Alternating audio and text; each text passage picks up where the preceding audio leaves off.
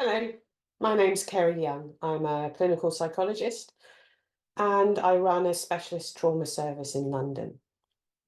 I'm going to be doing a workshop in which I'm going to try and help you feel more confident treating PTSD um, in survivors of rape and sexual assault. I've been working in trauma since the late 1990s, and in recent years, I've done a lot of supervision across NHS talking therapies as well. And throughout this time, I've noticed that people are, a bit unsure about how to treat PTSD to rape and sexual assault. I mean, it can be very upsetting, and there's lots of myths around about, what you're meant to do when and how. And so I thought it would just be really useful to walk you through it step by step.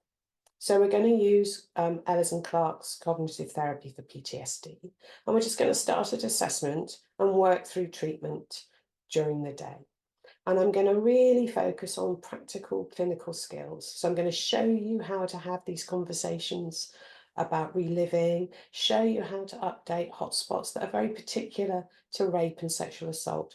And for every technique we talk about, I've made a film as well, which you can take away and look at later.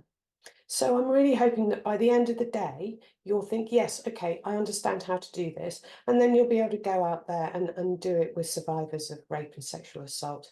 And I think that's really important because, of course, PTSD is really treatable. It's one of the very few things where we can actually make people all better sometimes.